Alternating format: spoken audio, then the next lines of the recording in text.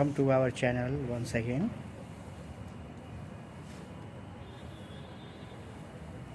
Just listen this sentence. The plane had taken off before I reached the airport. Remember this sentence for a while.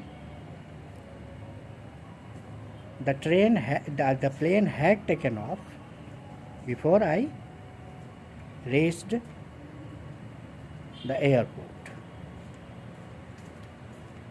This sentence gives a hint that this is the event of past time. It is understood that this event is of past time, and there is two parts in this sentence, and the part of a sentence having subject and predicate is called clause. That's why this sentence has two clauses, and these two clauses are connected with a conjunction before. Friends, I am dealing with past perfect tense. Past perfect tense is generally used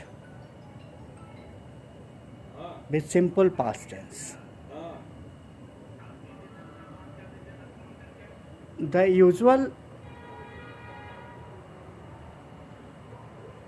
case of past perfect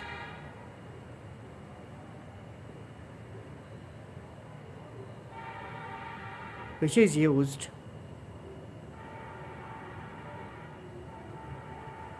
keeps two action.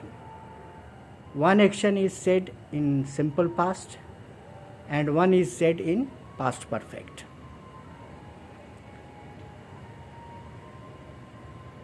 Past perfect tense is used with that part of sentence or with that clause which happens first, and simple past tense is used which happens after the first one.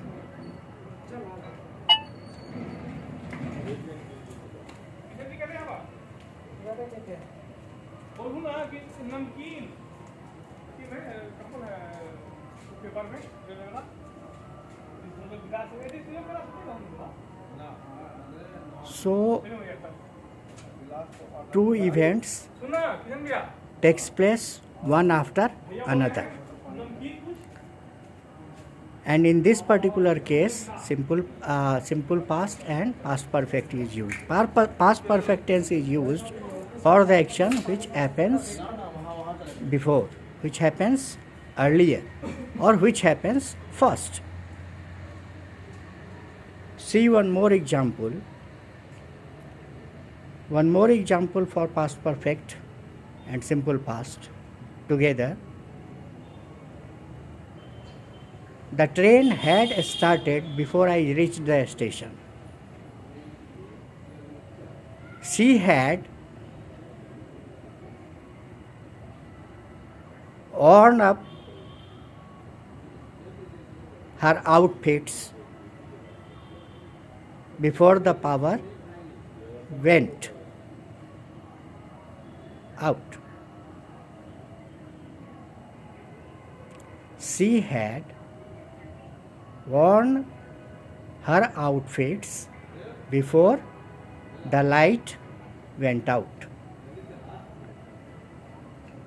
These two are the example of past perfect tense, and the event which takes first, which happens first, which goes first,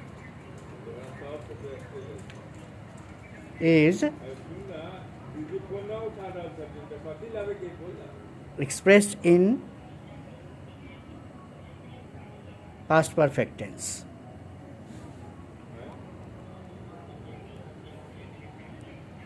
This is the example which is more common with past perfect tense. Our English grammar suggests that past perfect tense should be used for far past. It is a matter of laughter, but that is the case. Far past. That means very deep in past. Very deep in past. Past perfect tense is, and of course it is perfect. That's why the action might have completed before the next action. The action must be completed before the next one, the next action or next event. Now, a structure of past perfect tense. It is very simple. One clue I gives that wherever there is perfect, only V3 is used. In the case of perfect, whether it be the perfect of past time, whether it be the perfect of future time, or whether it be the perfect of present time, only V3 is used. That is, past participle form of verb is used. Okay, let us listen to what is the structure. The structure in assertive affirmative goes like this: subject plus had plus V3 plus object.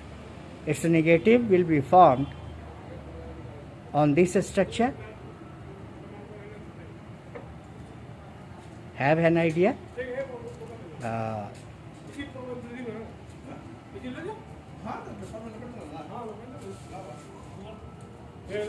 Subject plus had plus not plus V3 plus object. Example I can give.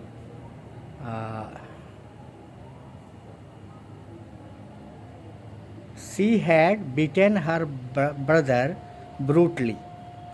She had beaten her brother brutally. She had not beaten her brother brutally.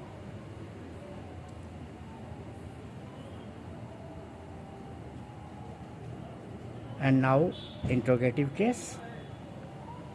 Very simple.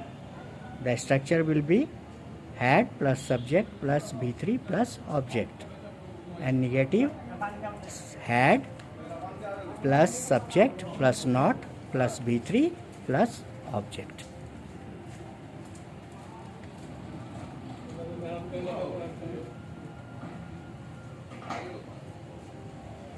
So friends, you can set words on this constructional pattern. Had she beaten brutally? Had she not beaten brutally? These are the questions. And more or less, when you speak, it is your accent and descent of words. It is your tone.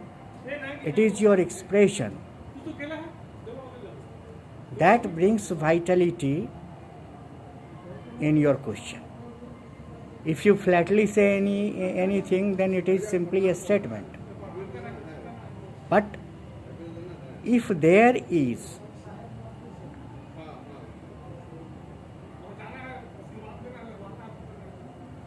curiosity appearing in your speech, then question gets vividness, or your question becomes vivacious. Had she bitten brutally?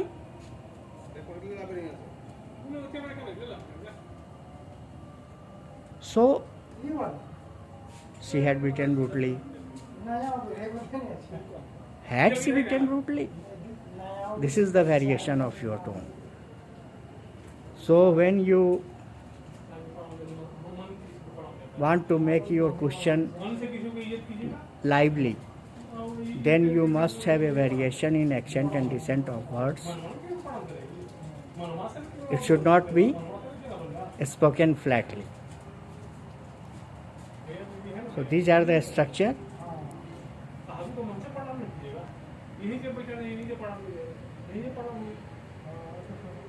Friends,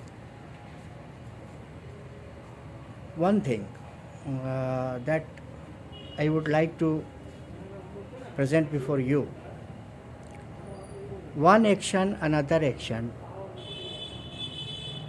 One action follows another action.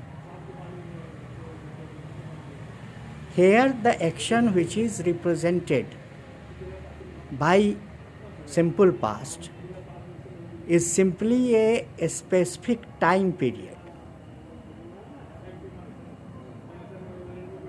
That in that particular time period, some action was complete in past time. Is that clear now? The power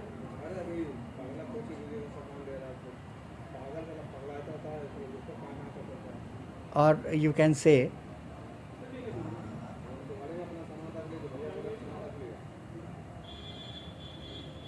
she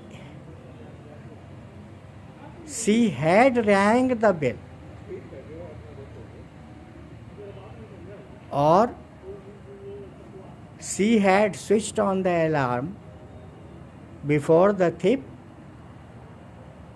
escaped. Before the thief escaped. So thief escaped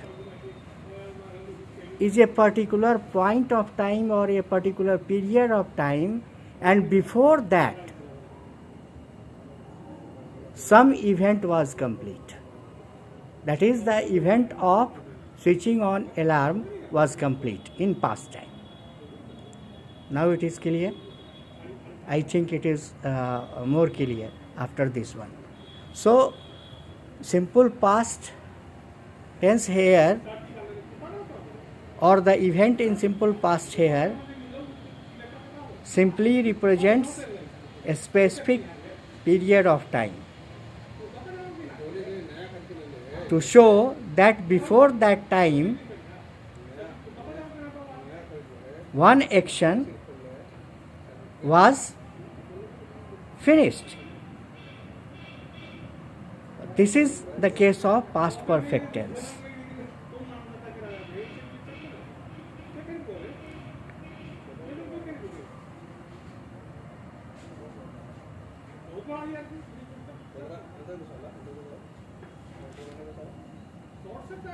Hardly had I scanned the room before the hardly had I scanned the room before the spy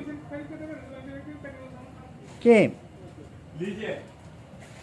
Sorry, I have intentionally made a mistake in order to tell you a rule. And rule is that with hardly and scarcely,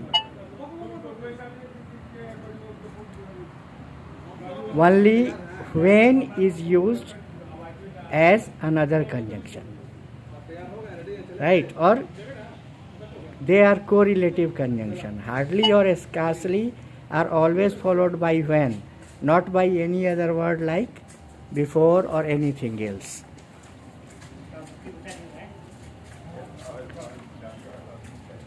So here see, I have used past perfect tense.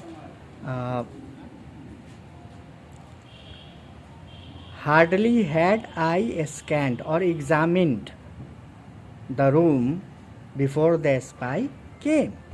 Here, the spy came is the point of time.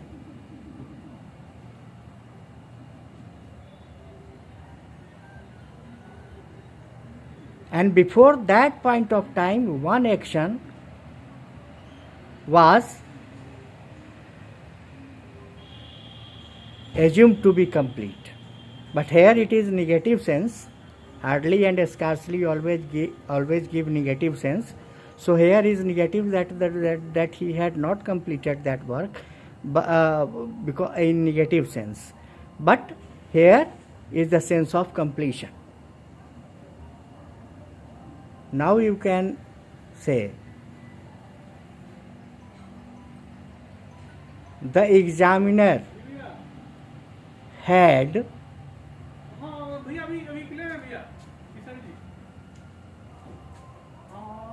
seized her paper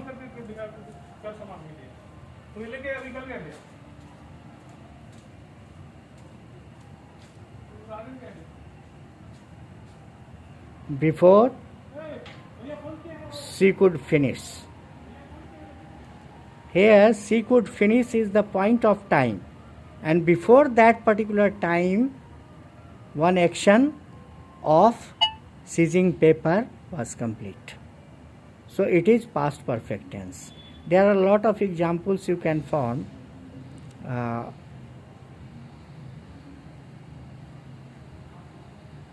Dear friends, I have to tell something about myself.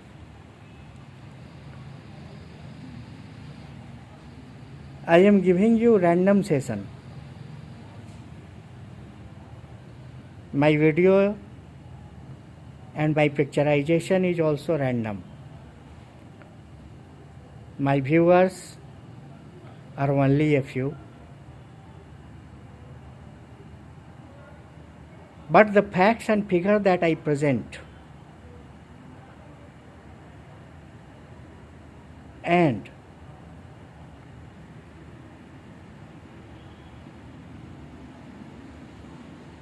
the way I elaborate those facts and figures of English language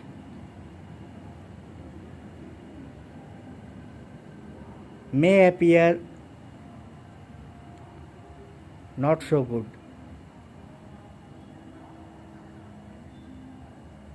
but I am making these videos for the sake of serving our society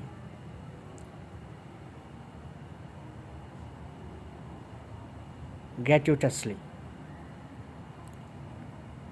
And I know I have very little viewers, my viewers are only a few, my subscribers are only a few.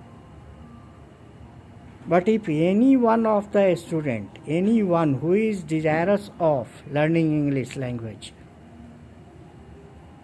and making a command over it, if a single one is benefited by these videos, then I meet the purpose. These videos are then not insignificant, and I hope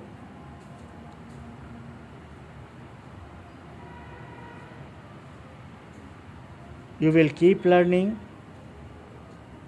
no matter what is my way of presentation, no matter what is the style of presentation. It does not matter that how I come before you, but if anyone is willing and he learns something from these, my these activities, then I am really obliged.